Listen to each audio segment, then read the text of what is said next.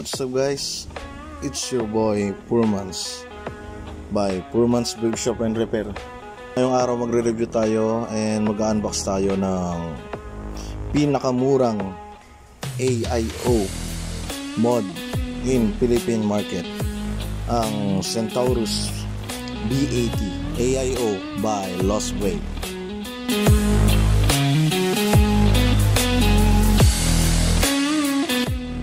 Para sa mga beginners natin o mga matatagal na nagbe-vape, mga gamit is variable and full, then gustong mag-convert sa AIO, ito ang pinaka magandang pag-umpisan dahil bukod sa pinakamura na, quality pa.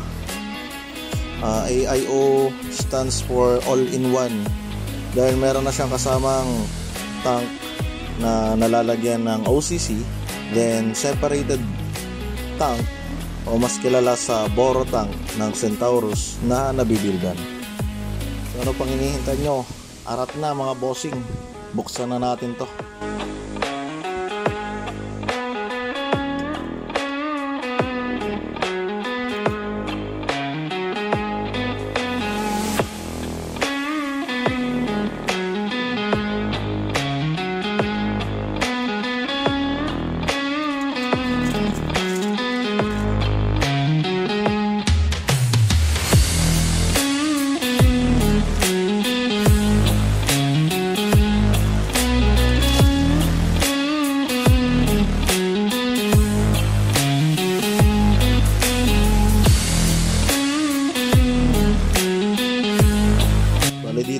Dito nakalagay yung mga instruction manual, bali ang mga kasama pa sa box ito at ang mismong unit natin.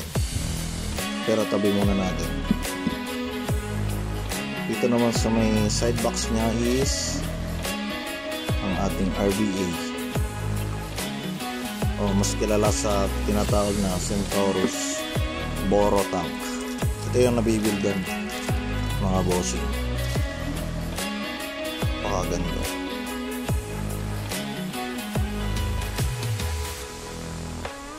At meron din kasamang mga OCC. Bali dalawang OCC ang kasama sa kanya. UV Ultra M7 coil 0.2 ohms at ang isa naman is UV Ultra M8 coil na 0.15 ohms.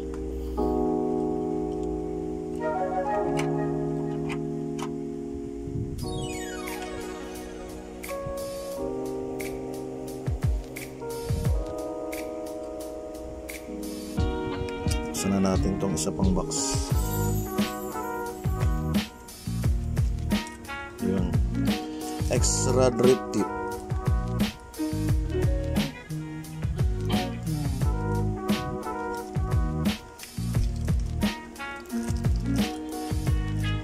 Another drip tip, pero ito yung mostly na nakikita na drip tip sa mga AIO modes.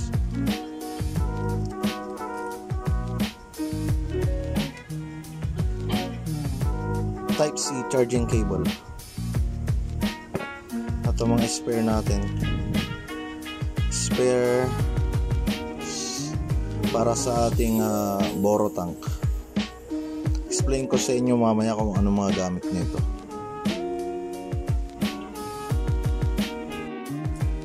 At ito na nga ang pinaka unit.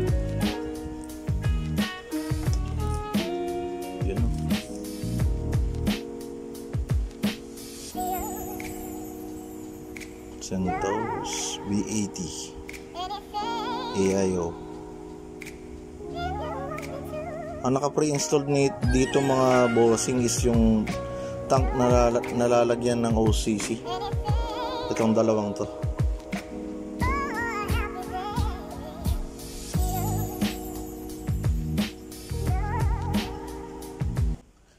Yan, ito naman yung side by side comparison sa isa pang AIO natin, ang Kuka by VPON.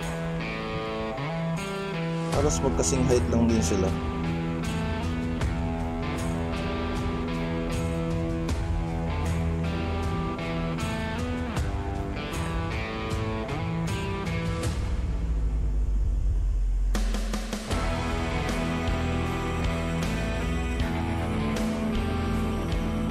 dito papasok yung itong nasa ibabaw niya mga bossing. Ito yung pinaka ring lock niya para hindi bumitaw basta-basta yung mga tank na isasalpak natin dito. Then dun sa unang in-unbox natin, ito dito nakalagay yung pinaka-importante.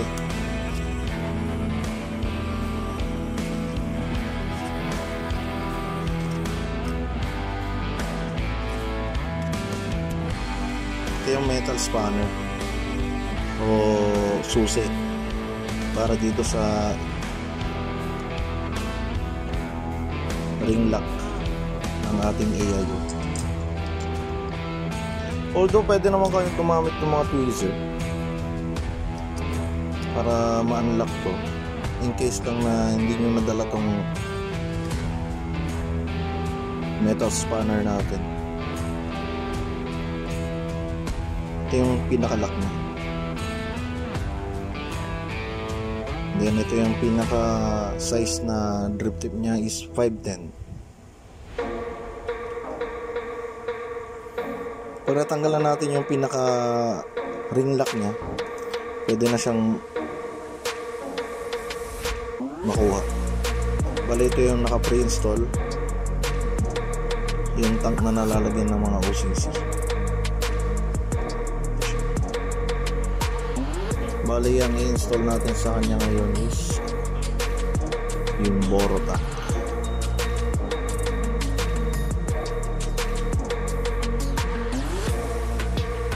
Sa Boro tank na to mga bossing, ito yung mga spare parts niya.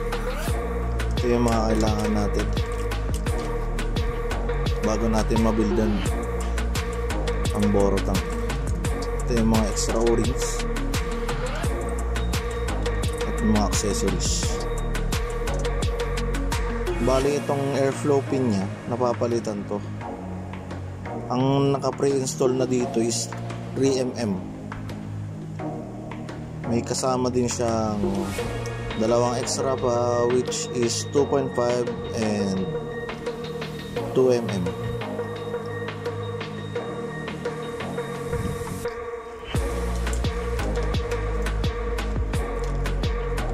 Bali bubuksan natin itong mga bossing. Kunin natin itong isa. At then 510 adapter.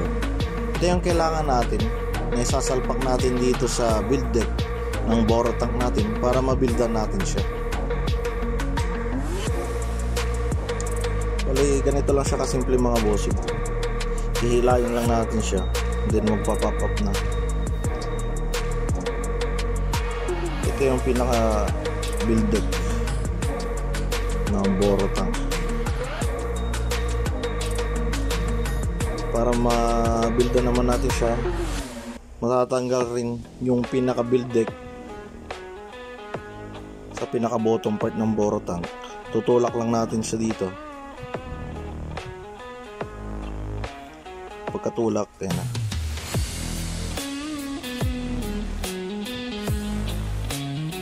Dito napapasok ngayon yung 510 adapter.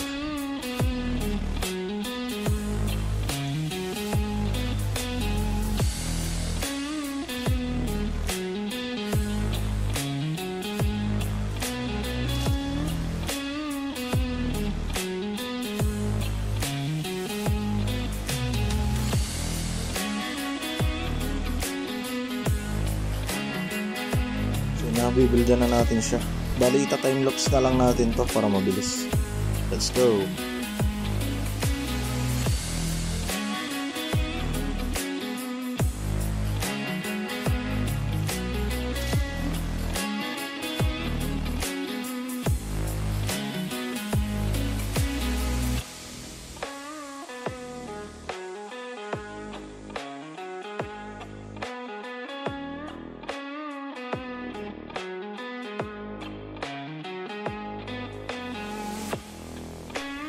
Ayun na nga mga bossing, tapos na natin na buildan ang Boro tank.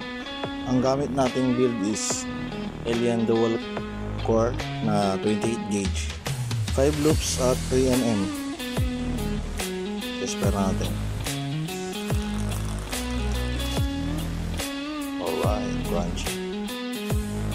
Yan, ibabalik na natin siya. Since dito natin siya binil, medyo mainit yung pinaka-deck niya, kaya ang mostly ang ginagawa ko dito is kinakabit ko muna ito, pero suksukan lang naman siya. Yan. Then tatanggalin na natin.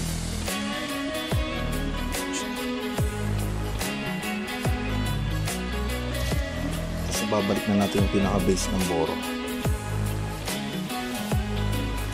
Yan maglilik kasi puro o-ring tayo dun. O-ring sa baba, o-ring sa taas. Yung pinaka-o-ring pa dito. Sasalpak na natin siya.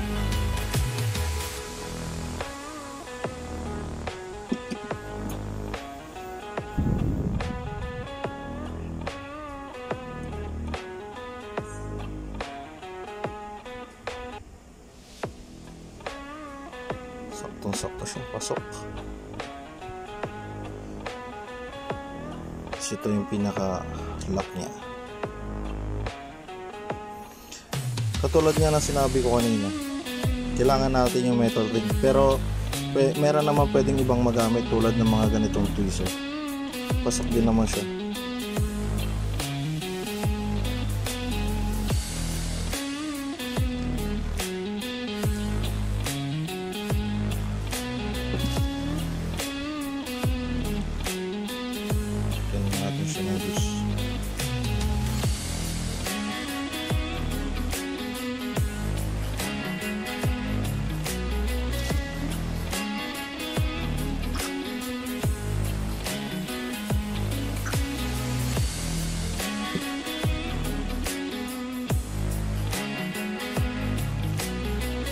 Siya mga boss, lagyan ko.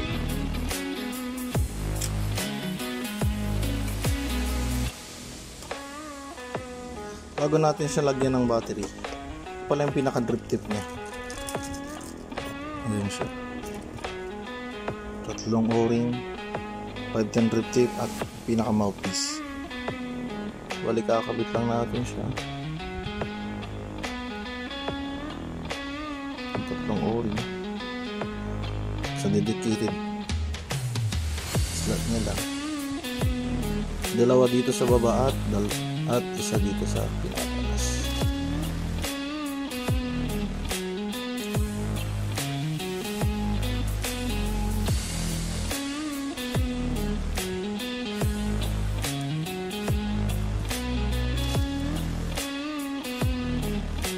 Kaya may o-ring dito sa taas kasi dito natin lalagay yung pinaka mouthpiece niya. Paano mag-fit siya. Then dito pala sa drip tip na to is meron siyang itong pinaka notch niya is papasok dito sa 2 na to.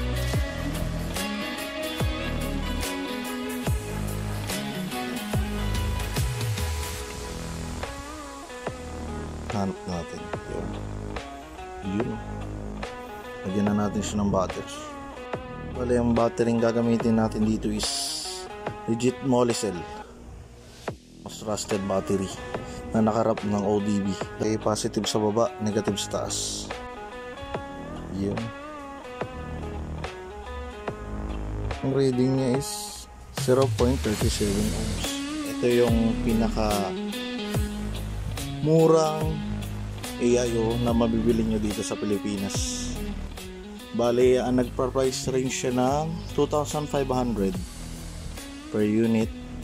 Ano siya? Convenient. So, ang ganda ng frame niya kasi metal. Yun nga lang, ang disadvantage niya sa ibang AIO is mabigat dahil bakal. Unlike dito sa Kuka natin is gawa siya sa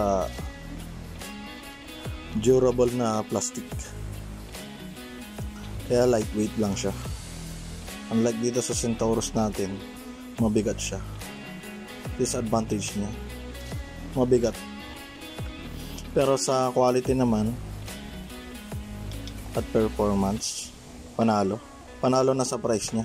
Ito na kasi yung pinakamurang AIO dito sa sa Philippine market natin. Yun, solid. Panalo sa flavor, panalo sa hagod, Thank you.